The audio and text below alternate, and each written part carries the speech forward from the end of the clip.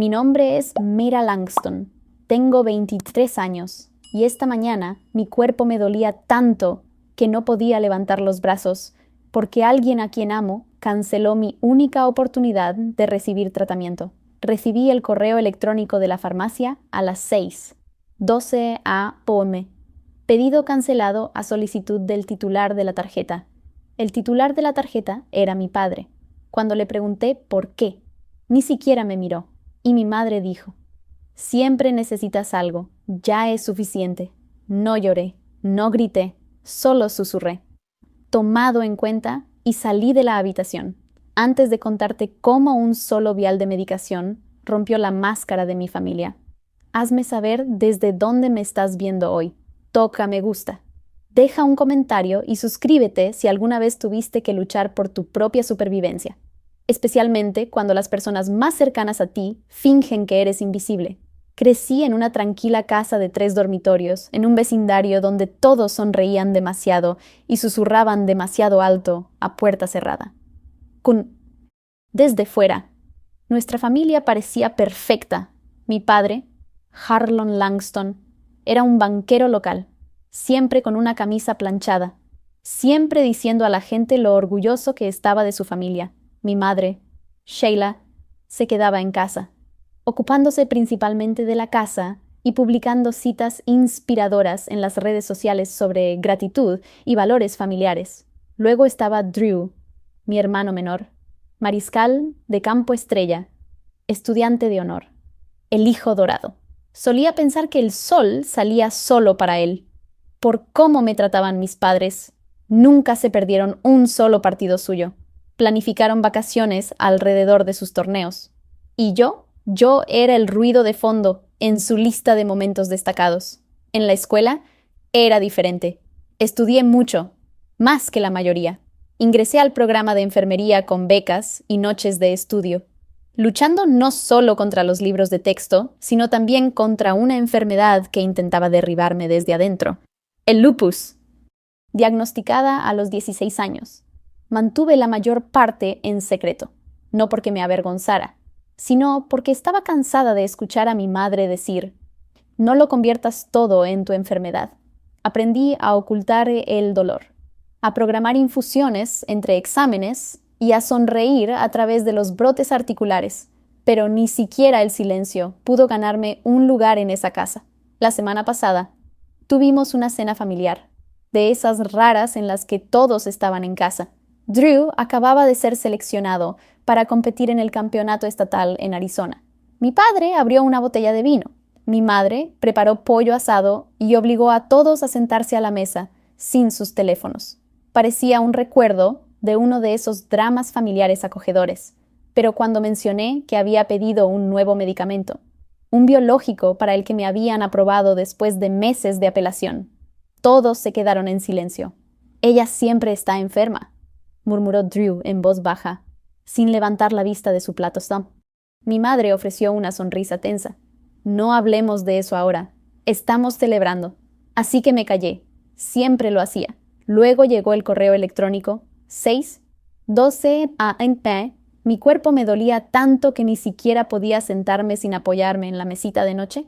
Abrí el mensaje y leí las palabras 3 veces. Pedido cancelado a solicitud del titular de la tarjeta. Solo había una tarjeta registrada, la de mi padre. Él se había ofrecido a usarla hace meses, diciendo: no deberías tener que elegir entre la matrícula y el tratamiento. Le creí. No debería haberlo hecho. Más tarde, esa mañana, esperé hasta que él entró en la cocina. El sol apenas salía. Estaba sirviéndose su primera taza de café. Le pregunté amablemente por qué se había cancelado el pedido. Ni siquiera parpadeó. Solo se encogió de hombros y dijo: había demasiados cargos entrando. Y mi madre, parada junto al fregadero, ni siquiera levantó la vista de enjuagar las fresas cuando añadió: siempre necesitas algo. Mira. Ya es suficiente. Quise gritar.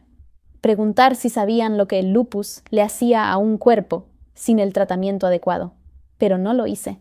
Me quedé allí, temblando de dolor y de algo más profundo, algo viejo y magullado, y dije una palabra: Tomado en cuenta. Luego subí las escaleras. Cerré la puerta y no salí durante horas.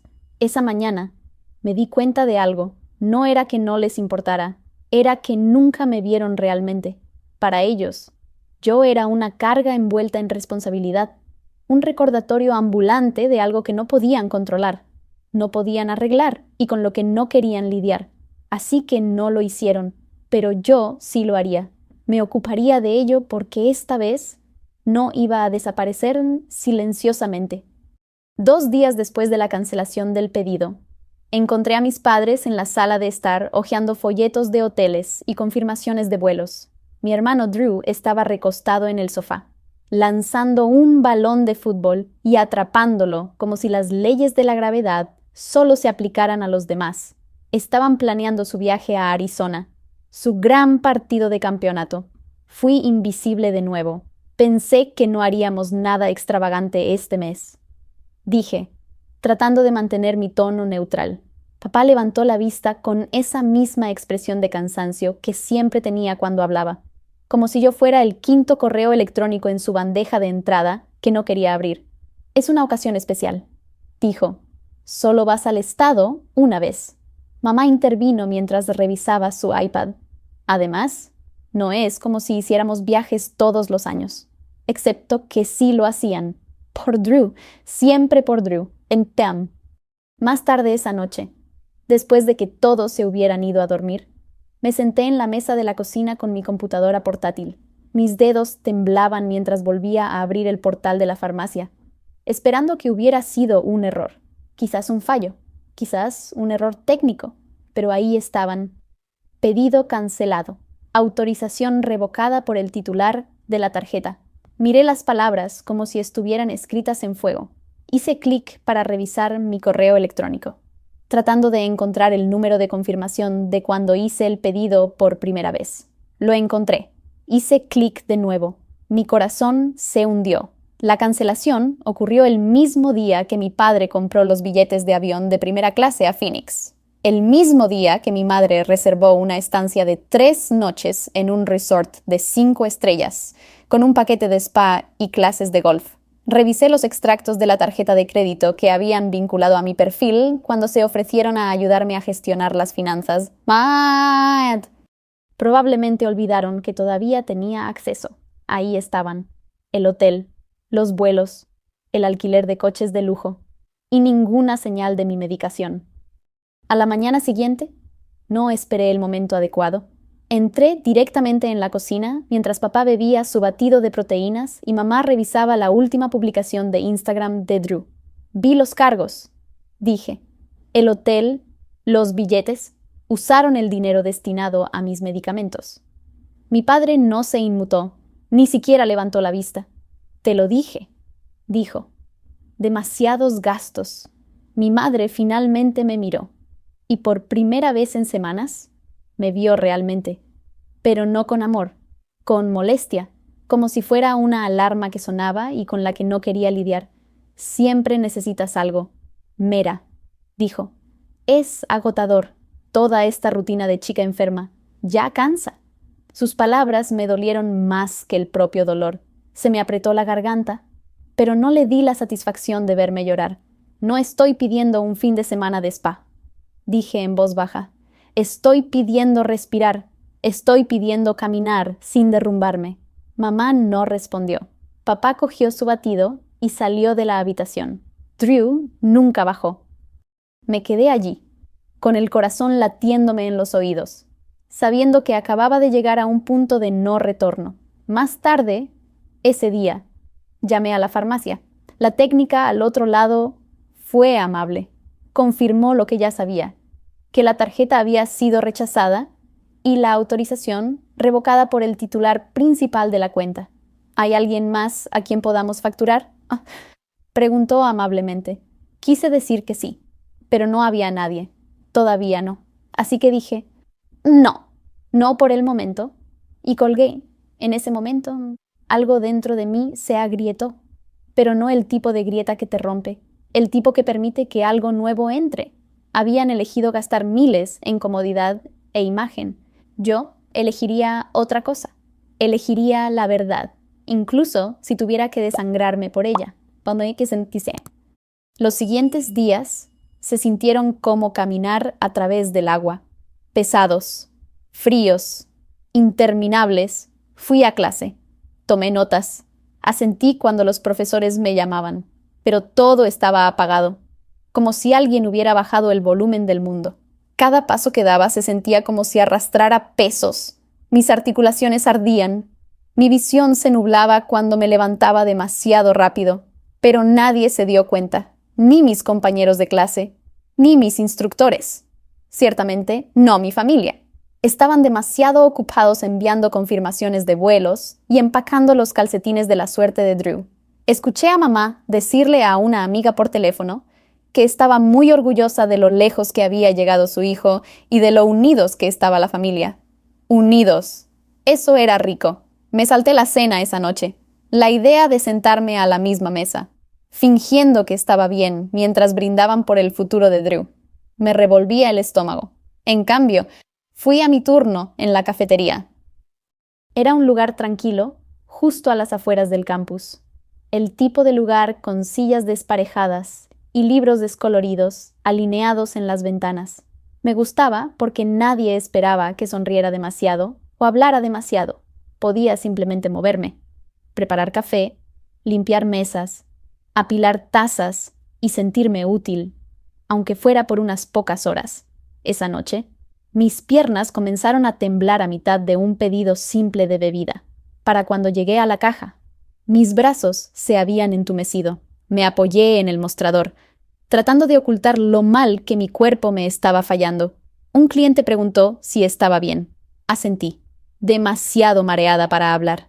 Entonces, todo se inclinó. Lo último que recuerdo fue a alguien gritando mi nombre y el estruendo de una taza de cerámica cayendo al suelo.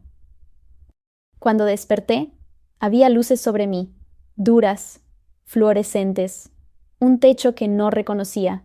El olor me golpeó primero, antiséptico, el aroma estéril de todos los hospitales que había conocido. Luego vino la voz: «Hola, hola, ¿estás bien? ¿Estás a salvo? Soy yo, Lynn». Mi compañera de cuarto me estaba sujetando la mano, pero su rostro parecía como si no hubiera dormido en días. «Tuviste una convulsión», dijo suavemente, «en el trabajo. Te derrumbaste». Me llamaron y vine de inmediato. Intenté hablar, pero mis labios estaban secos. Mi cuerpo se sentía como si me hubieran atropellado y dejado al sol. La puerta se abrió y entró un hombre con uniforme, de unos 40 años, gafas, ojos amables. Su insignia decía «Dr. Mendies». Él sonrió amablemente. «Nos diste un poco de susto, Mera». Intenté sentarme. No pude. «Parece que has experimentado un brote de lupus neuropsiquiátrico», dijo. «Tu sistema nervioso está inflamado. Lo estamos tratando ahora, pero es grave». La voz de Lynn se quebró. Ella ha estado saltándose las dosis. No tenía los medicamentos. El doctor Mendies se volvió hacia ella, confundido. «¿Por qué no?» Y antes de que pudiera detenerla, ella lo dijo. Sus padres cancelaron el pedido sin decirle nada. Hubo silencio en la habitación, denso y sofocante.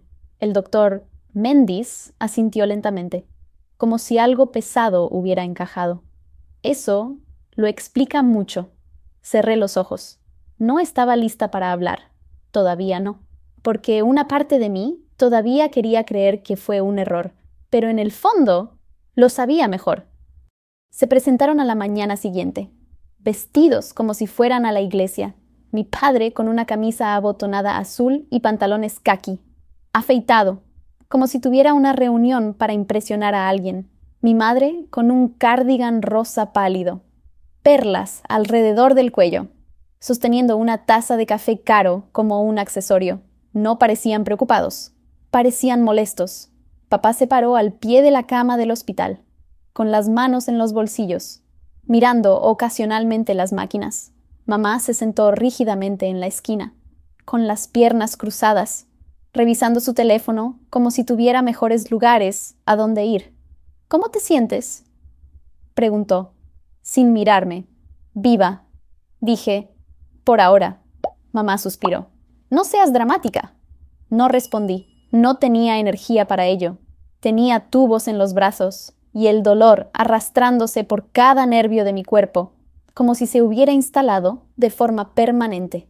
Lo que quería preguntar era por qué estaban allí. Lo que realmente quería preguntar era por qué habían venido.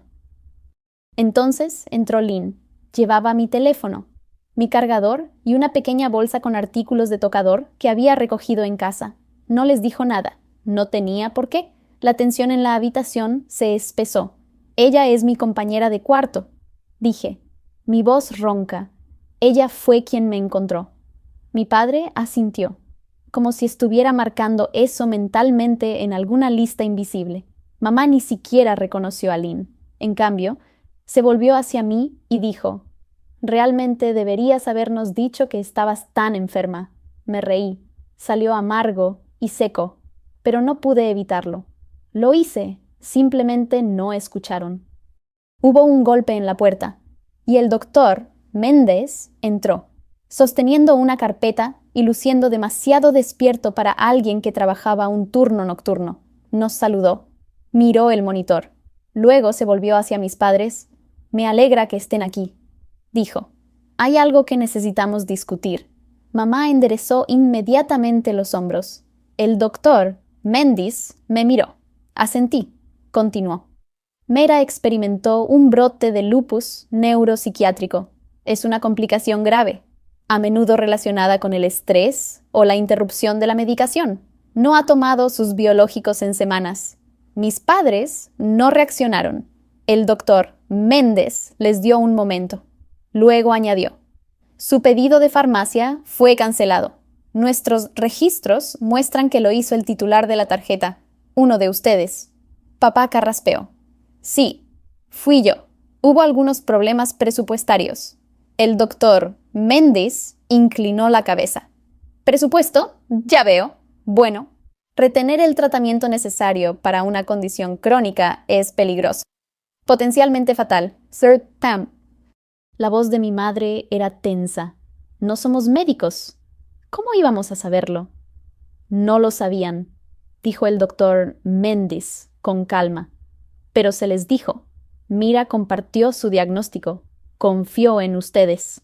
El silencio que siguió pareció más fuerte que cualquier alarma. Lynn dio un paso adelante. «Se lo dijiste», pidió ayuda. «Ustedes eligieron no escuchar». Cerré los ojos. No porque estuviera cansada, sino porque no podía soportar mirarlos. «No ahora, no así».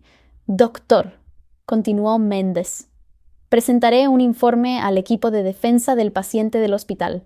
Puede haber implicaciones legales, dependiendo de sus próximos pasos».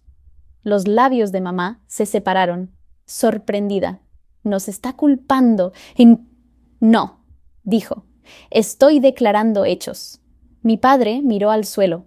Yo miré al techo.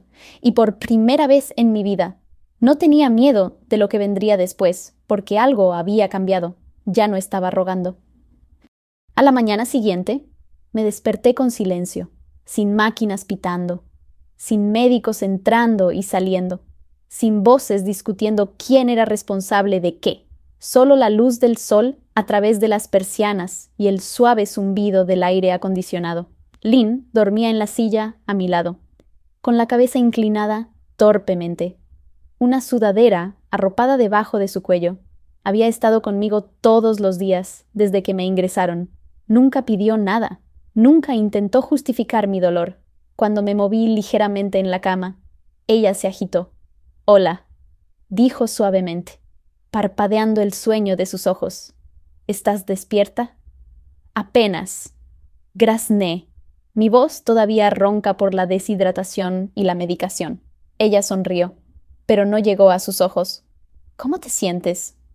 Hice una pausa antes de responder. «No lo sé. Diferente». Ella asintió, como si entendiera exactamente lo que quería decir. Nos sentamos en silencio por unos minutos. El tipo de silencio que no apresuras. El tipo que te permite respirar después de haber estado apretando el pecho demasiado tiempo.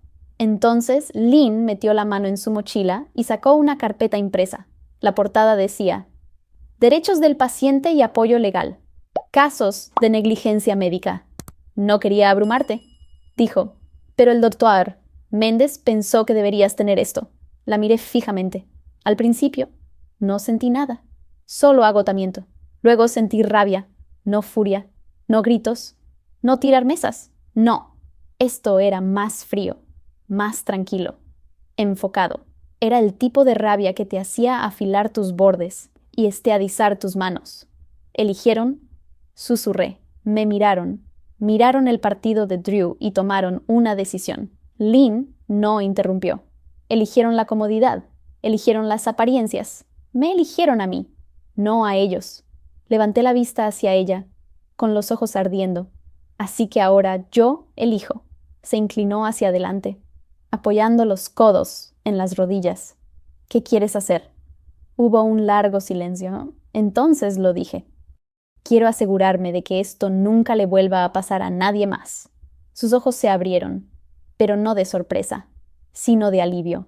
Vio que algo dentro de mí había cambiado. Más tarde ese día, el doctor Méndez regresó. Trajo a alguien con él, una mujer de unos 40 años, con ojos amables y un blazer demasiado elegante para un pasillo de hospital. Esta es Audrey Gray, dijo.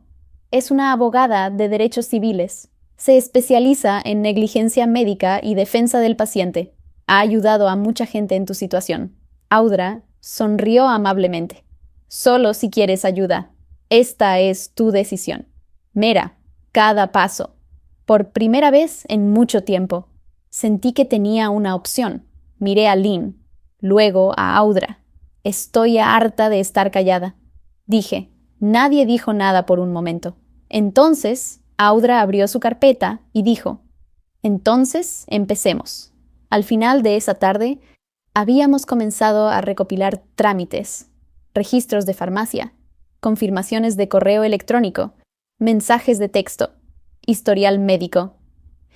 Le conté a Audra todo sobre el pedido cancelado, las reservas de vuelos, el paquete de spa, la visita al hospital, los años de escuchar que bajara el tono, que no arruinara el ambiente, que esperara hasta después de la temporada de Drew. Y ella escuchó, realmente escuchó, como nunca lo había hecho mi propia madre. Cuando se fue esa tarde, me apretó la mano y dijo, te subestimaron. Y tal vez, por primera vez, creí que eso era algo bueno, porque ahora no solo estaba sobreviviendo, me estaba preparando para la guerra. Y los siguientes días, mi habitación de hospital se convirtió en una sala de guerra. Lynn trajo su computadora portátil, Audra trajo una impresora. El doctor Méndez envió por fax copias de mi historial médico y notas de tratamiento. Y yo traje los recuerdos, los que había pasado años tratando de olvidar. Empezamos con la farmacia. Audra sacó el correo electrónico que había recibido de ellos, el que confirmaba que el pedido había sido cancelado por el titular de la tarjeta. Luego contactamos directamente a la farmacia. La representante de servicio al cliente fue cautelosa al principio, pero Audra sabía qué decir, qué palabras activaron el protocolo legal, y en cuestión de minutos tuvimos un registro detallado. Pedido realizado, seguro verificado, pago pendiente, cancelado por el titular de la tarjeta, con sello de tiempo, documentado, innegable. Esa es una pieza, dijo Audra, deslizando el registro impreso en una carpeta gruesa etiquetada como Langston privada. Luego vino el rastro del pago. Casi había olvidado que mi padre me había agregado como usuario secundario en el panel compartido de crédito familiar cuando todavía fingía que le importaba. Inicié sesión. La interfaz era familiar, como visitar la habitación de la infancia donde los muebles habían sido reordenados. Lo encontramos. Vuelos, 2 billetes de primera clase a Phoenix, reserva de hotel en un resort de golf de 5 estrellas, tratamientos de spa, servicio de habitaciones, champán, todo reservado el mismo día que se canceló el pedido de medicación. Audra solo asintió. Eso es patrón e intención. Luego vino la parte más difícil, los recuerdos. Lynn y yo nos sentamos en silencio un rato antes de que comenzara. Hubo una noche, dije, en mi penúltimo año. Tuve un brote muy fuerte. Apenas podía caminar de mi habitación al baño. Mis manos temblaban. Le pregunté a mi madre si podíamos ir a urgencias, solo para recibir líquidos. ¿Quizás una inyección de esteroides? ¿Qué dijo? Preguntó Audra. Me reí. Pero no había humor en ello. Dijo, esta noche no. Drew tiene una competición de natación mañana. Necesita descansar. Audra anotó algo. ¿Cuántas veces pasó eso? Más de las que puedo contar. Le mostré mensajes de texto de esas noches, mensajes cortos y desesperados que les había enviado a mis padres. Por favor, ayúdenme. Creo que empeora. Tengo miedo. Sin respuestas. Pero las capturas de pantalla hablan más que el silencio. Lynn levantó la vista de sus notas. ¿Recuerdas la Navidad pasada cuando tuviste esa infección en el sitio de la vía intravenosa?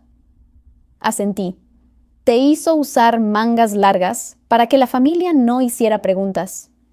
Dijo que arruinaría el ambiente. Susurré. Audra no dijo nada. Simplemente lo añadió todo al archivo, uno por uno. Reconstruimos la historia. Cada vez que me decían que me callara, que esperara, que no arruinara las cosas para Drew. Cada vez que mi enfermedad se convertía en un inconveniente que gestionar en lugar de una realidad que enfrentar. El doctor Mendes pasó más tarde esa tarde. Trajo un resumen mecanografiado de mi historial de brotes con su firma al final y una línea que decía: la salud de esta paciente se ha visto significativamente comprometida debido a la demora o negación del tratamiento. Miré fijamente el papel. Era tan oficial, tan en blanco y negro, y por un momento me sentí como si estuviera viendo mi vida a través de los ojos de otra persona. No la chica que mantenía la cabeza baja e intentaba ser fácil de amar, sino una persona a la que se le había fallado una y otra vez. Audra me vio mirando. Esta es tu historia, dijo amablemente. Han intentado enterrarla durante años. Ahora es hora de desenterrarla y mostrarle al mundo lo que eligieron ignorar. No lloré, no ese día. En cambio, respiré hondo. Abrí mi computadora portátil y escribí 4 palabras en un documento en blanco. El dolor no es egoísta. Hay algo extraño en la memoria. Cuando intentas reprimirla, persiste, acecha, espera, pero en el momento en que decides dejarla salir, decirla en voz alta, regresa inundando con colores más nítidos de lo que recordabas, sonidos más fuertes de lo que esperabas y sentimientos que creías haber enterrado hace mucho tiempo. Eso es lo que sucedió cuando Audra me pidió que escribiera todo, no para el tribunal, no para un artículo, solo para mí.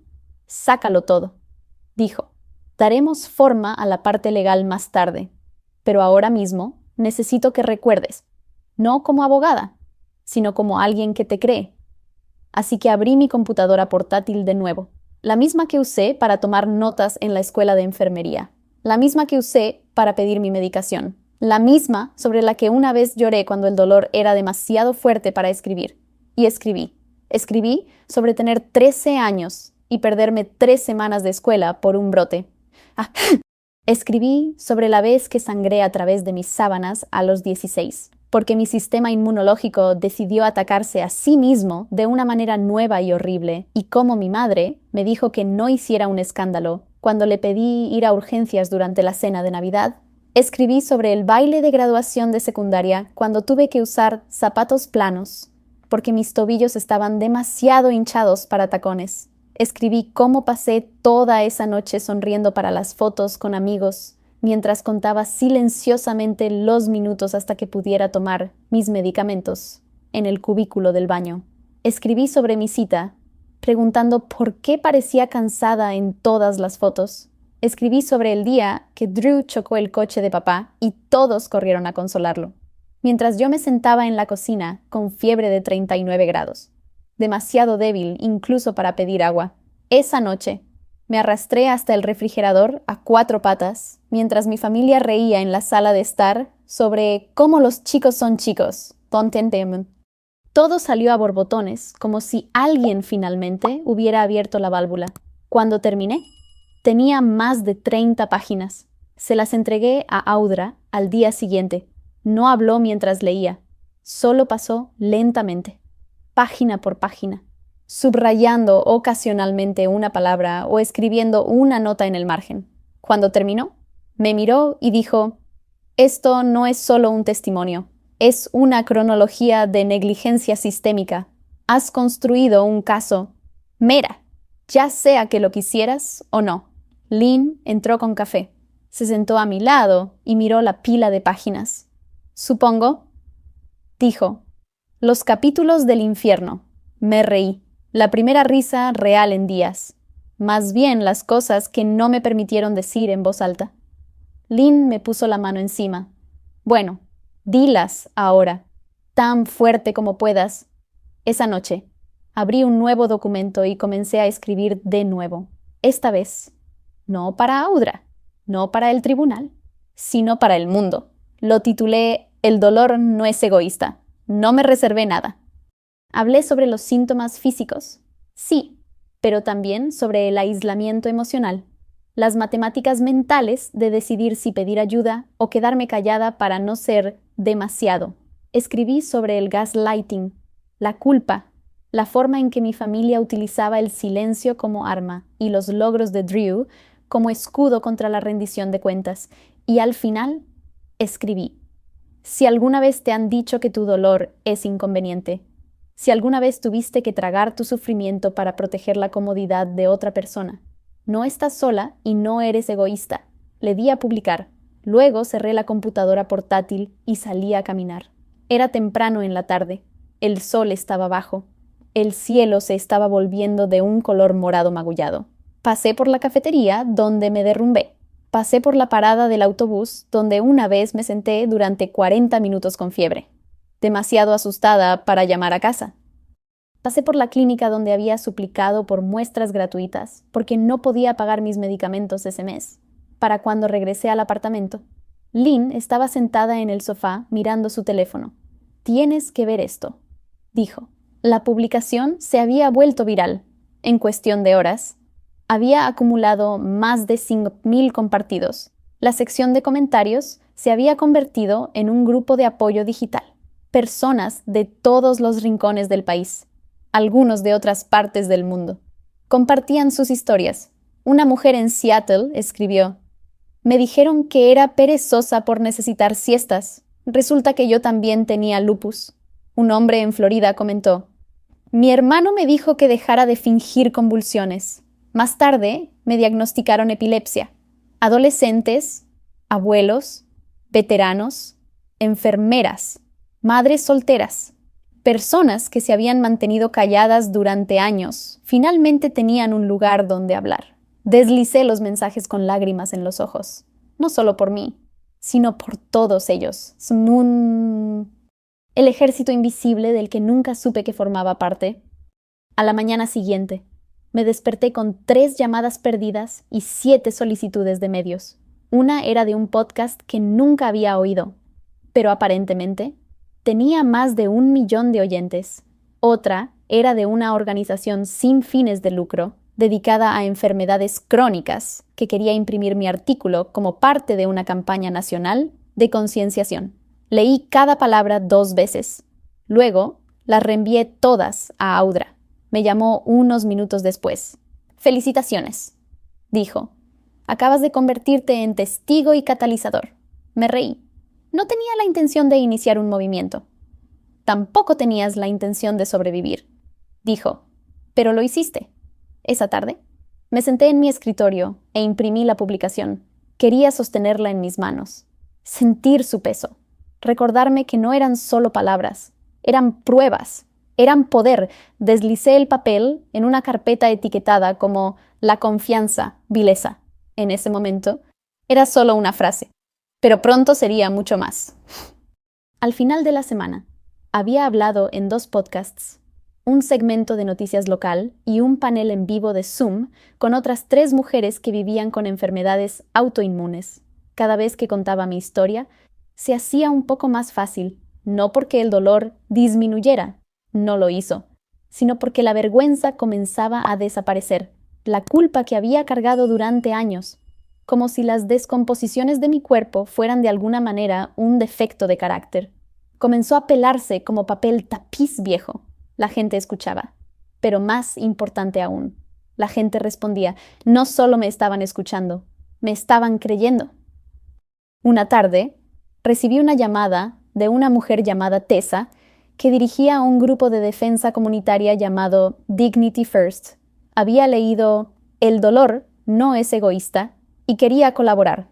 Estaban preparando una campaña nacional centrada en la negligencia médica en familias desfavorecidas. Y ella pensó que mi historia podría ser la chispa. No eres solo la cara de esto. Mera, dijo, eres el latido del corazón. Le di las gracias. Luego colgué y me senté con esas palabras por un tiempo. El latido del corazón. Nadie en mi familia me había descrito como algo más que frágil. Necesitada. Cara. Ahora. Los extraños me llamaban poderosa. Y entonces llegó el cambio.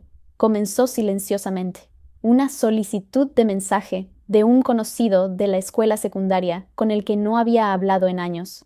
Oye, ¿era sobre tus padres? Reconocí a tu madre en uno de los comentarios. Luego otro. Conozco a Drew. Jugábamos juntos en un club.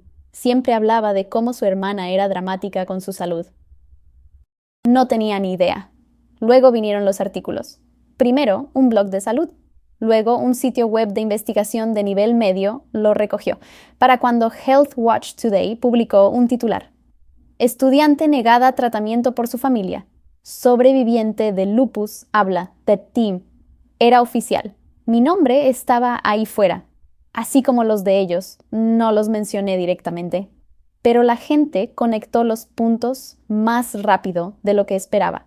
En cuestión de horas, los patrocinadores del equipo de Drew estaban siendo etiquetados en las redes sociales. La gente inundó la página de atletismo de la escuela, exigiendo que emitieran una declaración. El grupo comunitario de mis padres, el mismo en el que mi madre daba conferencias sobre crianza positiva, comenzó a recibir preguntas.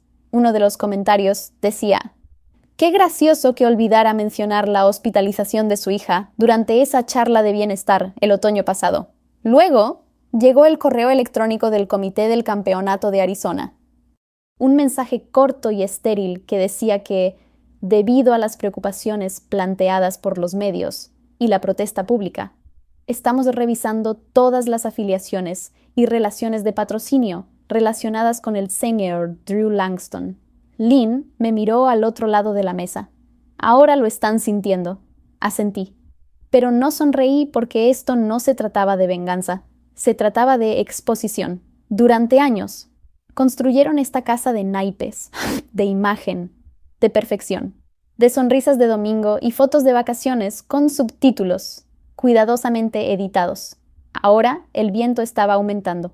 Audra me advirtió que la atención de los medios aumentaría rápidamente. No se equivocaba. Empezamos a recibir llamadas de las principales cadenas. Una de ellas me ofreció volar para una entrevista en estudio. La rechacé. Todavía no estaba lista para las luces y las cámaras. Todavía estaba construyendo algo más tranquilo, algo más duradero. La carpeta en mi escritorio había crecido en grosor. No. Dentro había cartas de personas que no conocía, notas escritas a mano en papel rayado. A veces solo una o dos frases. Gracias. Pensé que era la única. No he hablado con mi hermana en 12 años. Ahora sé por qué. Ojalá mi hija hubiera vivido lo suficiente para encontrar tus palabras. Cada una me recordaba que esto no era solo una historia, era un espejo. Y cuando suficientes personas sostienen un espejo, la verdad no tiene dónde esconderse. Esa noche, recibí un mensaje de mi padre, solo 5 palabras. Necesitamos hablar. Por favor. Lo miré durante mucho tiempo. Luego apagué mi teléfono y volví a escribir, porque esta vez mi voz no era solo mía. Pertenecía a cada persona a la que alguna vez se le dijo que su sufrimiento era una mancha en el retrato familiar. El juzgado Olía a papel viejo y madera pulida. Recuerdo haber pensado eso mientras estaba justo afuera de las puertas de la sala del tribunal, aferrando una carpeta llena de documentación que se sentía más pesada de lo que debería. Lynn me apretó suavemente el hombro. ¿Lista? No, dije, pero iré de todos modos. La sala estaba silenciosa cuando entramos, no vacía, solo quieta, como si todos esperaran el primer aliento para romper el silencio. Los vi de inmediato. Mis padres. Harlon estaba sentado con las manos cuidadosamente dobladas en el regazo, la mandíbula apretada. Sheila se veía más pequeña de lo normal, los hombros encorvados, el cabello recogido demasiado apretado, como para mantenerse unida. Ninguno de los dos me miró. Frente a ellos estaba Audra, tranquila como siempre, hojeando sus notas con precisión quirúrgica. No necesitaba fanfarronear. Los hechos eran lo suficientemente ruidosos. Cuando entró el juez, todos nos pusimos de pie. Era mayor. Hablaba en voz baja, pero sus ojos eran agudos. Nadie habló fuera de turno. Esto no era un juicio penal, era una audiencia civil. Pero la tensión en la sala podía cortar el acero. Audra comenzó con lo básico. Historial médico, cronología del diagnóstico, prueba de tratamiento cancelado, impresiones de la farmacia, correos electrónicos, extractos bancarios. Todo estaba expuesto, silencioso y devastador. Luego me llamó al estrado. Mis rodillas se sentían como agua, pero me levanté. Levanté mi mano derecha. Juré decir la verdad. Y luego lo hice. Le conté a la corte cómo se sentía estar enferma e invisible, qué significaba suplicar ayuda y ser recibido con irritación. Describí la mañana que recibí el correo electrónico de cancelación, los billetes de avión, los recibos del hotel. Mi voz no tembló, ni una sola vez. El juez hizo una pregunta. Señorita Langston, ¿qué espera lograr con esta acción, Anastasia? La miré y dije, para asegurarme de que nadie más tenga que rogar a sus padres por el derecho a seguir viva. Silencio. Luego, Audra llamó a Lynn. Se sentó con confianza, las manos cruzadas, la voz firme. La encontré en el suelo. Dijo, convulsionando. Pensé que se estaba muriendo. Les pregunté a sus padres qué había pasado. Me culparon. Ni siquiera preguntaron cómo estaba hasta que el médico mencionó un informe formal. El juez levantó una ceja. ¿La acusaron de negligencia? Lynn asintió. Viví con Mira durante 2 años. Sé cómo se cuida. Sé cuánto intentó no ser una carga. Pero la verdad es que ellos se suponía que eran los que la protegían. Luego, el doctor Mendes subió al estrado. No necesitaba teatros. Sus palabras eran clínicas, factuales y frías. Retrasar el tratamiento del lupus puede provocar daños irreversibles, insuficiencia orgánica, deterioro neurológico. Mera Langston estaba al borde de ambos. Miró brevemente a mis padres. No hay excusa médica para lo que sucedió, solo negligencia. Finalmente, se les dio a Harlon y Sheila la oportunidad de hablar. Mi padre se levantó, se ajustó la chaqueta y dijo, estábamos bajo presión financiera, no entendíamos la gravedad. El juez levantó una ceja. Usted es banquero, señora Langston, y compró un paquete vacacional de $4,000 la misma semana que canceló la medicación de su hija. Mi madre abrió la boca, pero no salieron palabras. Finalmente me miró, y todo lo que vi fue miedo, no arrepentimiento, no amor, miedo de ser vista por lo que realmente era. El juez se reclinó, se quitó las gafas y exhaló lentamente. No creo que esto haya sido un malentendido. Dijo, fue un incumplimiento deliberado de la responsabilidad, no solo ético, sino legal. Su mazo golpeó la madera. Moción aprobada. Daños a pagar. Protecciones médicas aplicadas. Orden de contacto inmediato concedida. Se acabó. Pero algo más había comenzado. Cuando salí al pasillo, con Lynn esperándome con los ojos llorosos y Audra a su lado con esa familiar determinación en su columna vertebral. Lo sentí. No victoria, no vindicación. Algo más profundo. como si finalmente me hubiera puesto de pie dentro de mi propia piel. Después del fallo, pensé que las cosas se calmarían. No lo hicieron. Si algo, el silencio con el que había vivido durante años, había sido reemplazado por un eco, algo más ruidoso, más pesado, imposible de ignorar. Ya no venía de mí, venía del mundo. 3 días después de la audiencia, el doctor Méndez me llamó a su oficina en el hospital. Pensé que era solo un seguimiento, un control de rutina. No lo fue. Se sentó frente a mí, con una gran carpeta manila sobre su escritorio, las manos cruzadas con esa quietud que solo viene después de años de ver a la gente romperse y sanar de nuevo. Mera, dijo amablemente, necesito que sepas algo. Después de tu caso, el hospital lanzó una revisión interna formal. Parpadeé. ¿De qué? Protocolos de tutela médica, interferencia parental, patrones de atención retrasada. Retrocedimos y examinamos todos los casos de menores y adultos dependientes señalados durante los últimos 5 años. Hizo una pausa. Y encontramos más. La carpeta frente a él no era mía. Era una lista larga. Personas como tú. Continuó. Niños y adultos, jóvenes con enfermedades crónicas, cuya atención fue retrasada, saboteada o priorizada por sus tutores legales. La mayoría tenían miedo de hablar. Algunos tampoco sobrevivieron mucho tiempo. Sentí como si me hubieran quitado el aire. Deslizó la carpeta hacia mí. Y ahora, no vamos a dejar que vuelva a suceder. La Junta del Hospital había aprobado una nueva iniciativa. Un grupo de trabajo, una capacitación obligatoria para todo el personal sobre cómo identificar patrones de interferencia no médica en el tratamiento. La llamaron el Protocolo Langston. Miré fijamente el nombre. No se sentía como vindicación. Se sentía como algo más pesado, algo sagrado, como una advertencia grabada en mármol para que otros no cayeran por las mismas grietas. Más tarde, esa semana, Audra me reenvió un correo electrónico de la oficina del fiscal del condado. Aparentemente, habían estado observando de cerca los procedimientos civiles. El fallo del juez había abierto un camino a una investigación criminal.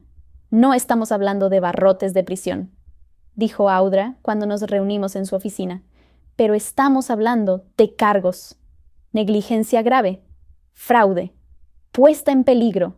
Mis padres no tenían idea de lo que se avecinaba, ni Drew. No había sabido nada de él desde el veredicto. Se había vuelto silencioso como la radio. Incluso limpió sus redes sociales. No más selfies con uniformes, no más hashtags de victoria. Solo una foto de perfil negra y una biografía vacía. El rumor decía que su beca estaba en pausa. Los patrocinadores se habían retirado. No me sentí triunfal. Me sentí limpia, como si alguien hubiera abierto una ventana en una casa que había olido a moho durante años. El aire no lo arregló todo, pero me permitió respirar. Ese fin de semana, el doctor Méndez me invitó a hablar en un panel de ética médica. Era pequeño, principalmente residentes y becarios, pero él insistió en que mi voz importaba. No eres solo una historia, dijo, eres un cambio. Así que me paré frente a un semicírculo de personas con uniformes y batas blancas y les conté cómo era ser un paciente sometido a gaslighting por las personas que firmaron tus formularios de consentimiento. Les conté lo que significaba tener el dolor desestimado no por extraños, sino por aquellos que más te aman. Terminé con esto. No todo el daño deja moretones. Algunos se esconden en los historiales, en las citas perdidas, en el silencio entre las preguntas que los médicos nunca hacen, pero sigue siendo daño. Cuando bajé, aplaudieron, no cortésmente, sino con urgencia, y supe entonces, no íbamos a retroceder. Si yo era la cerilla, Lynn era el fuego que la mantenía encendida. Después del panel de ética y la primera oleada de atención mediática, el tribunal volvió a contactar, esta vez, no conmigo, sino con Lynn. Fue citada a declarar como testigo externo en la próxima revisión dirigida por la oficina del fiscal del distrito. Aún no era un juicio, pero estaba cerca. La mañana que estaba programada para hablar, nos sentamos uno frente al otro en nuestra pequeña cocina. Sostenía una taza de té que no había tocado. Sus dedos temblaban, pero su rostro estaba tranquilo. No tienes que hacer esto, dije suavemente. Levantó la vista, y por primera vez en mucho tiempo, vi ira detrás de sus ojos. Sí, tengo que hacerlo, respondió, porque te vi encogerte durante 2 años en ese apartamento. Te vi desaparecer en cada momento de silencio. Y nadie dijo nada nunca, ni tu escuela, ni el sistema, ni siquiera yo. Dejé que sucediera. Abrí la boca para protestar, pero ella levantó la mano. Esto es para que yo recupere un poco de eso. En el tribunal fue una fuerza. No lloró, no vaciló. Contó la historia con líneas limpias, desprovistas de drama, pero ricas, en verdad. Habló del día que llegó a casa y me encontró derrumbada cerca del baño. Cómo todavía sostenía mi teléfono en la mano, tratando de pedir ayuda. Habló de cuántas veces susurré disculpas por ocupar espacio, por necesitar bolsas de hielo, por pedirle que recogiera medicamentos cuando no podía moverme. Y habló de mis padres, de cómo llegaron al hospital 2 horas después, no en pánico, no en duelo, sino con ropa planchada y expresiones frías. Entraron como si fuera una reunión de junta. Dijo, como si Mira fuera un inconveniente para el que tenían que firmar papeles. El fiscal asistente se inclinó. Señorita Hawering, en su opinión, ¿los Langston demostraron alguna preocupación por el bienestar de su hija durante su hospitalización? Lynn no dudó. No, demostraron preocupación por la imagen. Eso no es lo mismo. Hubo un murmullo en la sala del tribunal. Cis.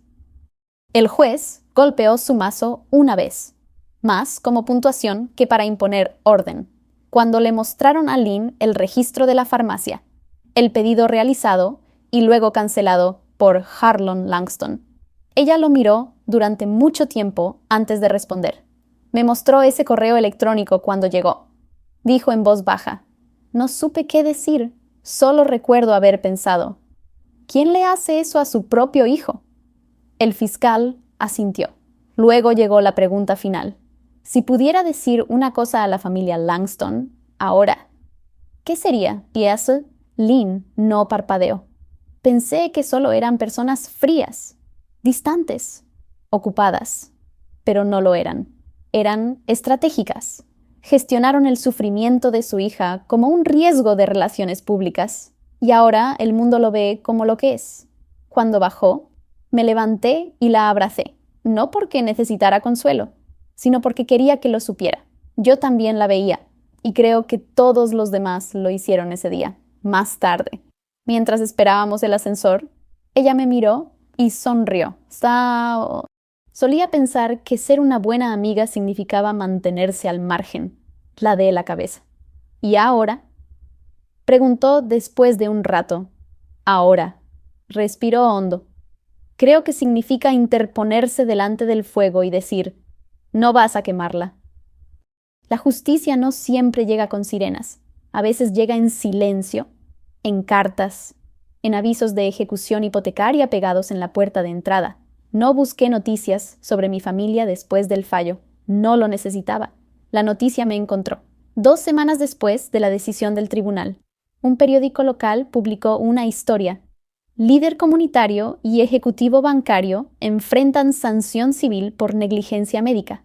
Había una foto recortada, casi granulada, de mis padres saliendo del juzgado, sin sonrisas, sin máscaras.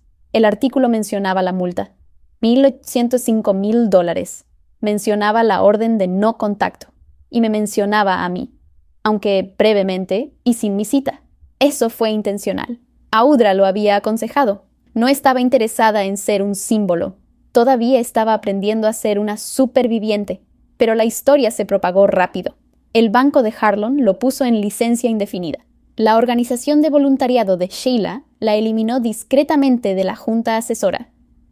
Su casa, en la que había crecido, la de las contraventanas blancas y los setos perfectamente recortados, Salió a la venta en un mes. El rumor decía que no podían hacer frente a los costos legales. No me alegré. Ni siquiera me sentí vindicada. Me sentí entumecida, como si estuviera viendo a extraños ahogarse en una tormenta que ellos mismos habían construido. Lynn y yo nos sentamos en el sofá una tarde, viendo la cobertura en silencio mientras comíamos pizza congelada.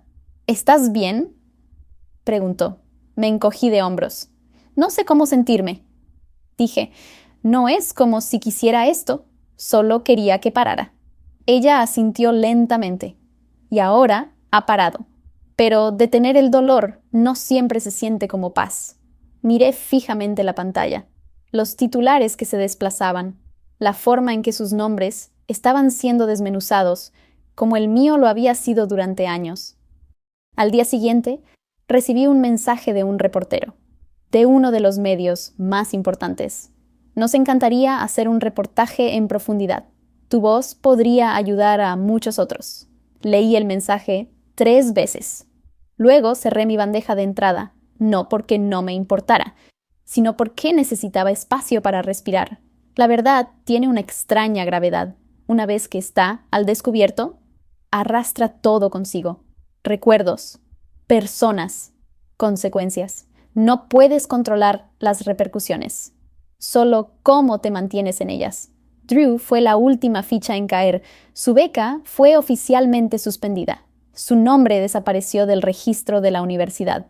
Siguió un comunicado de prensa silencioso. El programa reevalúa la elegibilidad de los estudiantes a la luz de la nueva información. Nunca llamó o nunca escribió, pero una noche abrí mi teléfono y vi una foto. Alguien me había etiquetado anónimamente. Era una instantánea de Drew sentado solo en un gimnasio vacío, con la sudadera puesta, la cabeza baja. El pie de foto decía: los héroes se desvanecen rápido cuando aparece la verdad. No la volví a publicar. Ni siquiera le di me gusta porque, por mucho que Drew se beneficiara de la mentira, él no era el arquitecto, era un espejo. Al igual que yo lo había sido, criado en la misma casa, enseñado la misma historia. La única diferencia, yo rompí el silencio. Sba. Empezó con una caja, no una oficina elegante, ni un gran anuncio. Solo una caja de cartón que saqué del fondo de mi armario. Dentro había años de trámites, historiales médicos, reclamaciones denegadas, notas escritas a mano por médicos y una docena de carpetas etiquetadas con mi temblorosa letra. Brotes, especialistas, apelaciones, facturas. Me senté en el suelo con las piernas cruzadas, hojeando todo. Toda mi enfermedad había sido documentada en fragmentos, dispersos a lo largo de los años, como una historia que nadie quería terminar de leer. Pero ahora, no solo la estaba leyendo, la estaba reescribiendo. Esa misma noche, volví a abrir la carpeta que había etiquetado como la confianza vilesa. Había comenzado como un nombre, un pensamiento, una forma de recordarme que mi voz y ese vial cancelado importaban. Ahora iba a ser real. Lynn me ayudó a redactar la declaración de misión. Pasamos todo un fin de semana rodeadas de notas adhesivas, recipientes de comida para llevar y el suave zumbido de un propósito compartido. The Vile Trust, una iniciativa sin fines de lucro dedicada a apoyar a personas con trastornos autoinmunes que enfrentan barreras familiares o sistémicas para acceder a la atención. Queríamos que hiciera 3 cosas: proporcionar financiación de emergencia para medicamentos, conectar a los pacientes con recursos de defensa y ofrecer educación comunitaria sobre negligencia médica, simple, enfocado, personal, porque esto no era solo sobre mí.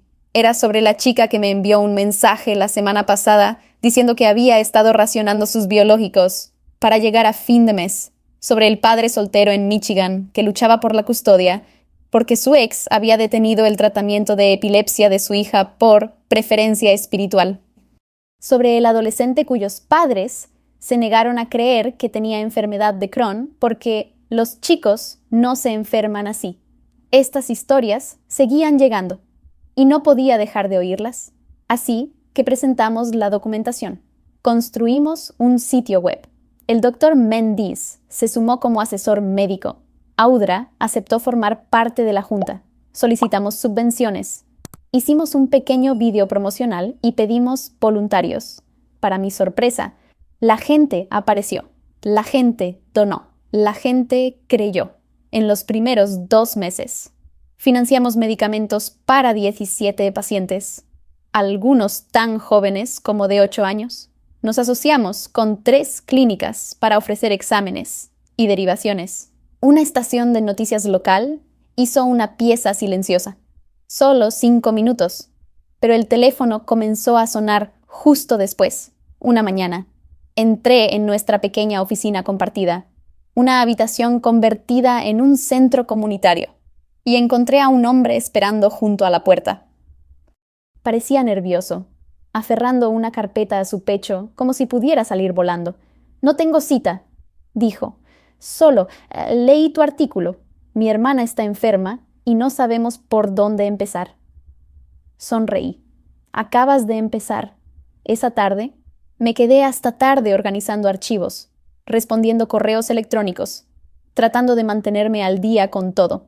Mientras recogía mis cosas, Lynn entró sosteniendo un sobre. «Te llegó algo», dijo. Era un cheque, una donación, sin nombre, solo una nota corta.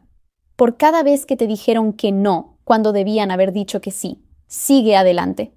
No lloré, pero me senté allí mucho tiempo, sosteniendo ese trozo de papel como si fuera algo sagrado, porque tal vez lo era. Tal vez así es como el mundo empieza a cambiar, no con ruido, no con furia, sino con un pequeño y obstinado acto de desafío que dice: «Todavía estoy aquí, y ahora estoy trayendo a otros conmigo».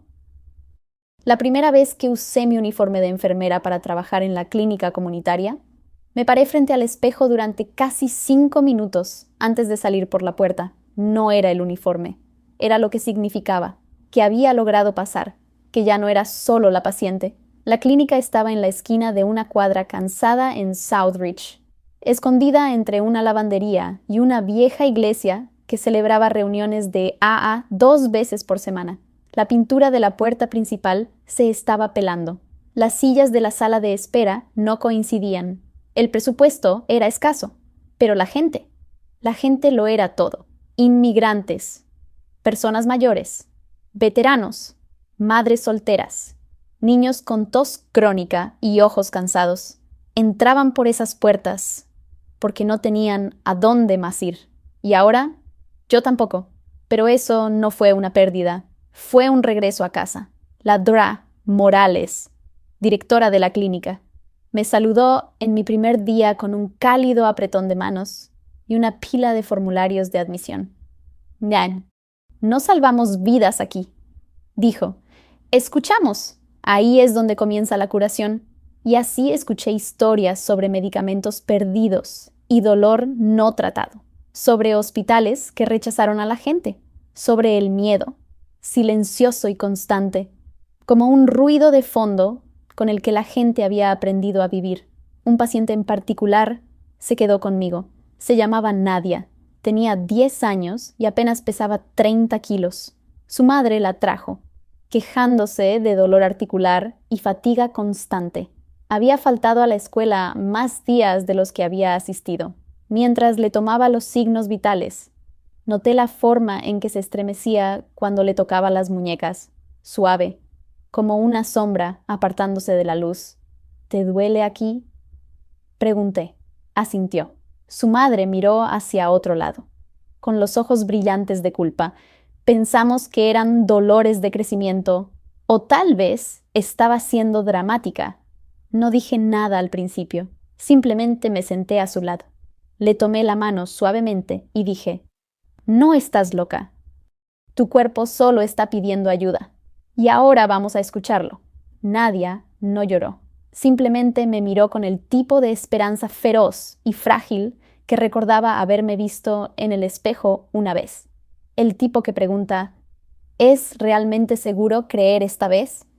Después de que se fueron, Me senté en mi escritorio y escribí una derivación a un reumatólogo pediátrico. Marqué su historial para seguimiento. Pedí una muestra de prescripción para ayudarla a pasar los próximos días. Y luego bajé la cabeza y lloré, no porque estuviera triste, sino porque finalmente entendí por qué había sobrevivido, no por justicia, ni siquiera por curación, sino por esto, por la niña con huesos que duelen y una voz demasiado pequeña para llevar su dolor sola, por cada paciente que piensa que es el problema porque alguien le dijo que su enfermedad era demasiado inconveniente para preocuparse. Me sequé la cara. Me levanté y volví al trabajo. Esa noche. Me quedé hasta tarde. La clínica estaba silenciosa. Solo el zumbido de las luces viejas y los sonidos distantes de alguien aspirando por el pasillo. Estaba registrando notas cuando ladrá. Morales asomó la cabeza. ¿Todavía estás aquí? Sonreí, redactando. Tuvimos una agenda completa hoy. Entró y me entregó un pequeño sobre blanco. ¿Qué es esto? Correo para ti. Dentro había una carta, escrita a mano, con una caligrafía cuidadosa, sin remitente. Decía: no me conoces, pero he estado siguiendo tu trabajo. Vi lo que hiciste por tu historia, por ti misma, por otros. Mi hija tendría aproximadamente tu edad ahora. Ella también tenía lupus. No lo logró. Pero si lo hubiera hecho, espero que hubiera encontrado a alguien como tú. Gracias. Mera, sostuve el papel contra mi pecho, y por primera vez en mucho tiempo me permití sentirme orgullosa. No un orgullo público y ruidoso, un orgullo silencioso, el tipo que ganas cuando nadie te observa, el tipo que dice: no solo sobreviviste, te convertiste en alguien por quien valía la pena sobrevivir. La carta llegó en un sobre sencillo, sin remitente, sin marcas, solo mi nombre escrito en la familiar caligrafía de mi madre, Mera, sin cariño, sin hijita, solo mi nombre, como lo escriben los extraños. Me senté al borde de mi cama, mirándolo durante mucho tiempo. No lo abrí de inmediato. Por una vez, no había urgencia, ninguna obligación de responder. Era la primera vez en mi vida que su voz entraba en mi espacio solo si yo elegía permitirlo. Finalmente, lo rompí. Dentro había una sola hoja de papel, doblada cuidadosamente. Mera, he empezado esta carta 100 veces. Cada una sonaba como una excusa, así que las tiré. Esta es diferente. Esta es solo la verdad. Te fallé. Pensé que si mantenía todo ordenado, si Drew triunfaba, si nuestra familia parecía fuerte, entonces de alguna manera tu dolor se encogería, que si no hablaba de ello, no crecería, pero lo hizo. Y tu silencio también. Vi cómo llenaba la habitación cada vez que entrabas, y lo permití. No sabía cómo ser madre de una hija a la que no podía arreglar, así que ignoré las partes de ti que no entendía. Pensé que el amor significaba protegerte de la debilidad, pero lo único que hice fue abandonarte en ella. Me equivoqué. Sé que esta carta no borra los años, ni los cumpleaños perdidos, ni las prescripciones canceladas. Pero espero que diga una cosa claramente. Lo siento. Lamento no haberte visto. Lamento no haberte elegido. Siempre vales la pena elegirla. Mamá, la leí una vez, luego otra vez y otra vez, sin buscar algo nuevo, solo dejando que las palabras aterrizaran, notando cuáles quemaban y cuáles no. No fue perfecto, no deshizo nada, pero fue la primera vez que la vi escribir algo sin intentar reescribir la historia. No lloré, tampoco la rompí. Volví a doblar la carta y la coloqué en una pequeña caja de madera que guardaba debajo de mi mesita de noche. Dentro había algunas fotos, una pulsera de la universidad y una vieja tarjeta de cumpleaños de Lynn. Cerré la tapa suavemente, no para olvidar, no para enterrar, sino para guardarla exactamente donde pertenecía, contenida, pero no borrada. Más tarde, esa noche, Lynn me vio sentada junto a la ventana. ¿Todo bien? Asentí. Me escribió. Lynn no preguntó qué decía, simplemente se sentó a mi lado, en silencio, cálida. ¿Qué vas a hacer? Preguntó después de un rato.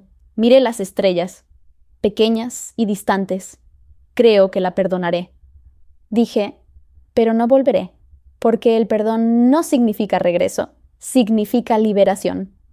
Solía pensar que sobrevivir significaba quedarse callada, aguantar, tragar el dolor para no incomodar a nadie más, como si fuera vergonzoso ser vista como frágil o enferma o inconveniente.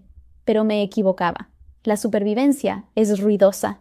Es la voz que usas cuando tu cuerpo se debilita y nadie está mirando. Es la forma en que apareces de todos modos. Es la decisión de cada día de elegirte a ti misma, incluso cuando nadie más lo hará. La semana pasada, me paré frente a un grupo de estudiantes de enfermería dando una charla invitada sobre defensa del paciente. La mitad de ellas nunca habían oído hablar de gaslighting médico. La mayoría no sabía con qué frecuencia las mujeres, especialmente las jóvenes, son desestimadas por enfermedades crónicas. Les conté mi historia, no como una víctima, sino como prueba de que el silencio puede matar y que un vial de medicación cancelada puede destrozar la ilusión de amor de toda una familia. Man. Después de la charla, una de las estudiantes se acercó a mí. No tendría más de 21 años, voz suave, manos nerviosas. Mi madre tiene lupus, dijo. Dejó de tomar sus medicamentos porque mi padre dijo que era demasiado caro. Ella ya no cree que valga la pena luchar por ello. La miré a los ojos y dije, dile que no se trata del dinero, se trata de su vida, y tiene derecho a querer más de ella. Asintió, con los ojos llenos de algo que reconocí. Miedo y fuego enredados juntos. Cuando se fue, me senté sola por un momento, dejando que la quietud se asentara en mi pecho. Pensé en todas las personas que me habían visto caer y se habían quedado en silencio, y en todas las personas que me habían visto levantarme y se habían quedado conmigo. Pensé en Lynn, el doctor, Mendiz, Audra, Nadia, la niña con las articulaciones doloridas y las preguntas agudas. Y pensé en mi yo más joven, acurrucada en un colchón matrimonial, sosteniendo una almohadilla térmica contra sus costillas, preguntándome si era culpa suya que siempre se sintiera tan cansada. Ojalá pudiera volver atrás y tomar su mano, decirle que nunca fue difícil amarla, solo difícil para las personas equivocadas de entender. En cambio, te diré a ti, si me estás viendo porque te has sentido invisible, si te han llamado dramática por describir tu dolor, si las personas que se suponía que te amaban eligieron la comodidad sobre tu supervivencia, no estás sola y no estás equivocada por querer más. Habla, levántate, escribe tu nombre con tu propia letra, ocupa espacio, y cuando digan que pides demasiado, míralos a los ojos y di, no, pido exactamente lo que merezco porque tu vida importa, y tu voz podría ser la que alguien más está esperando. Unseen. Solía pensar que el dolor me hacía más pequeña, como si fuera algo que tenía que guardar para dejar espacio a la comodidad de los demás, como si fuera vergonzoso ser vista como frágil o enferma o inconveniente. Pero el dolor no me encogió. El silencio lo hizo. El silencio de ser pasada por alto en la mesa de la cena mientras se discutían los partidos de baloncesto de mi hermano como eventos mundiales. El silencio en las salas de espera de los hospitales, donde me sentaba sola porque mis padres estaban demasiado ocupados o demasiado avergonzados de estar allí. El silencio de las recetas canceladas sin explicación, de los cumpleaños que iban y venían sin una tarjeta, de los médicos que decían, quizás sea estrés, cuando no podía caminar recta por el dolor. Viví en ese silencio durante años y casi desaparezco dentro de él, hasta que un vial de medicación, solo uno, no llegó y todo se rompió. Es curioso cómo algo tan pequeño puede abrir una vida. Solía ver ese momento el correo electrónico, la cancelación, la confrontación como lo peor que me había pasado, pero ahora lo veo de manera diferente. Fue el momento en que dejé de pedir permiso, el momento en que dejé de esperar que me eligieran. Ya no necesitaba que me vieran, Necesitaba verme a mí misma. Y lo hice. Me vi en el espejo del hospital, pálida y agotada, pero aún respirando. Me vi en los ojos de Lynn cuando me tomó la mano y dijo: «Tomaron su decisión. Ahora tú toma la tuya». Me vi de nuevo, más fuerte, parada en el tribunal, en el suelo de la clínica, en el aula, sosteniendo la mano de una niña que me recordaba todo lo que solía ocultar. Ahora, cuando la gente me pregunta qué pasó, cómo una familia tan bien organizada pudo dejar que una de las suyas se cayera por las grietas, les digo esto: a veces la máscara es más importante para ellos que la persona detrás de ella. A veces la ilusión de perfección vale más para la gente que la verdad, o el amor, o incluso la sangre. Y cuando rompes esa ilusión, no te lo agradecerán, te exiliarán. Déjalos, porque hay algo mejor esperando al otro lado del exilio. Se llama libertad. Y una vez que la pruebas, una vez que respiras una vida en la que no tienes que rogar para que te crean, nunca volverás. Si sigues viendo, gracias. Gracias por quedarte conmigo, por escuchar, por dejar que esta historia ocupe espacio en tu día, pero más que eso, espero que te haga mirar hacia adentro, o quizás a tu alrededor, porque alguien que conoces está sufriendo. Y puede que no lo diga en voz alta, puede que sonrían durante la cena, que se presenten en el trabajo, que rían en los momentos adecuados, pero por dentro se están ahogando y no quieren crear olas. Solía ser esa persona. Era la paciente buena, la hija fácil, la chica que no complicaba las cosas, hasta el día en que casi muero por el silencio de otra persona. Así que si te reconoces en mi historia, quiero que sepas algo. No eres demasiado, no eres dramática, no eres egoísta por necesitar ayuda. Tienes derecho a decir: esto duele. Tienes derecho a decir: necesito más. Tienes derecho a hablar incluso cuando incomoda a otras personas, porque la incomodidad no es peligro, el silencio sí lo es. Habla. Incluso si tu voz tiembla, incluso si te llaman desagradecida, incluso si intentan culparte para que retrocedas, hazlo de todos modos, porque tu voz, tu verdad, podría ser lo único que mantenga viva a alguien más. Quizás sea tu hijo. Quizás sea tu amigo, quizás seas tú. No soy especial, no soy más fuerte que nadie. Simplemente llegué a un punto en el que quedarme callada se sentía más peligroso que ser honesta. Y cuando finalmente rompí ese silencio, el mundo no terminó, comenzó. Así que deja que este sea tu comienzo también. No solo un final para mi historia, sino el comienzo de la tuya. Di conmigo: mi vida importa, mi salud importa, mi historia importa, y no volveré a ser invisible. La pantalla se desvanece. Un pasillo tranquilo de una clínica. Mera camina lentamente, con una carpeta en la mano, pasando por habitaciones donde los pacientes se sientan, esperando, aferrándose. Entra en una habitación donde una niña, de no más de 10 años, está sentada en la camilla, abrazando un conejo de peluche. Sus ojos están cansados, su piel pálida, pero cuando Mira sonríe, la niña le devuelve la sonrisa, suavemente. Mira cuelga una bolsa de Avec, ajusta la dosis, revisa la pulsera de la niña y se sienta a su lado. La niña susurra: ¿esto ayudará? Mira asiente. Ya lo está haciendo. Por un momento, simplemente se sientan allí, mano a mano, futuro a futuro. Entonces mira directamente a la cámara, tranquila, fuerte, segura, su voz. Una vez creí que era demasiado enferma, demasiado inconveniente para valer la pena salvarme, pero me equivoqué. Nunca fui la carga, el silencio sí lo fue. Si me estás viendo y tu historia se siente invisible, esta es tu señal. Habla, escribe, lucha. O simplemente sobrevive. Eso solo ya es resistencia. Y si eres alguien que puede ayudar, no esperes, no te apartes, porque en algún lugar la vida de alguien depende de si te presentas o no. La pantalla se desvanece a negro. Aparecen palabras en blanco sobre negro, basado en hechos reales que ocurren todos los días, pero rara vez se ven.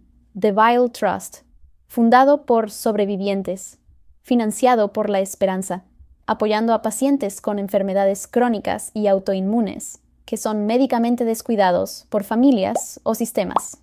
Visita theviletrust.org, dona, sé voluntario. Comparte sus historias porque el silencio nunca salvó a nadie. Imagen final. La niña en la clínica sonríe mientras su IV gotea constantemente. El conejo en su regazo lleva una pequeña pulsera con su nombre, fundido a negro.